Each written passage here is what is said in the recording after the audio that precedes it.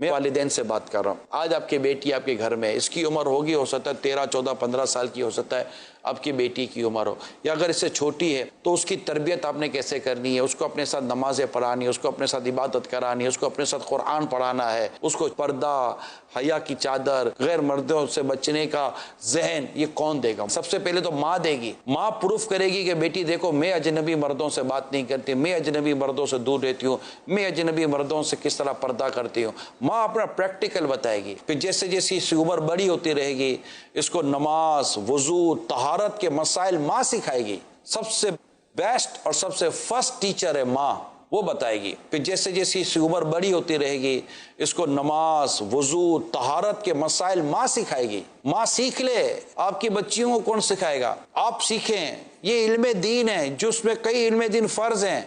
अल्लाह ने आपको औलाद दी है, इस औलाद को कब खाना खिलाना था, पानी पिलाना था, दूध पिलाना था, कब नरम गिजा देनी थी, सख्त गिजा देनी थी, ये सब सीखा।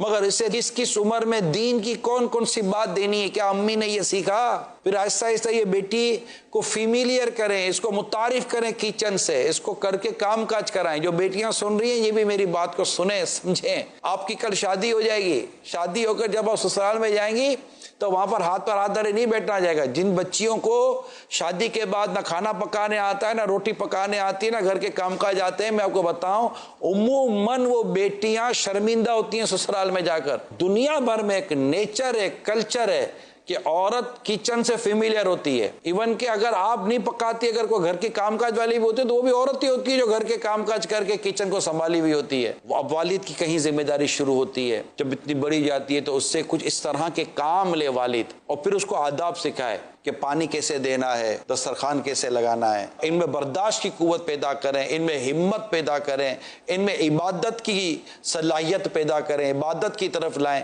कि आपकी बेटी जब शादी के बाद ससुराल में जाए तो उसको नमाज के लिए उठाना ना पड़े, बल्कि वो खुद जाकर अपने ससुराल वालों में नमाज की आदतें पैदा करे और उनको जाकर उठाए। तहज्जुद गुजार हो, नेक हो, परहेजगार हो, कुरान पढ़ने आता हो, इल्म दीन सीखी हुई हो, समझी हुई हो। अब इसका मैं आपको फायदा बताता हूँ। जब आप अपनी बच्ची को, अपनी बेटी को इन तमाम तर खुसूसियात के साथ उसकी तरबियत करेंगे, अब जब वो ससुराल जाएगी तो वहां जाने के बाद अव्वल तो उसके शोहर पर, उसके दीगर घर वालों पर इंशाल्लाह एक अच्छा असर छोड़ेगी, क्योंकि वो बर्दाश्त वाली होगी, सब्र वाली होगी, हिम्मत वाली होगी, और वो काम करके प्रूफ करेगी कि मैं एक अच्छी तरबियत लेकर अपने वालिदैन के घर से आई हूं। अब जब उसके यहाँ औलाद होगी तो उसको अपनी तरबियत पता होगी कि मुझे मेरे वालिदैन ने कैसी तरबियत की थी, मेरे माँ बाप ने मुझे कब, किस उम्र में क्या क्या सिखाया था, क्या क्या बताया था। जो भी बेटियां सुन रही हैं, मैं इनसे भी अर्ज करता हूं कि अपने अंदर एक जायज़ तरीके से अपनी तालीम और तरबियत का जो सिलसिला है उसका लिहाज रखें। फिर नमाज़ों का आप जायज़ा ले लें कि आप इबादत के लिए, नमाज के लिए उठ रही हैं, इबादत कर रही हैं, काम काज कर रही हैं, भाई बहनों के साथ आपका सलूक कैसा है, और बेटा घर गृहस्थी पर ध्यान दें। बिफोर मैरिड यानी शादी से पहले पहले इस पोजीशन में आ जाएं कि गोया कि जिस घर में आप रह रही हैं उस घर को गोया कि आपने संभाल लिया है। ये मेरी दरख्वास्त।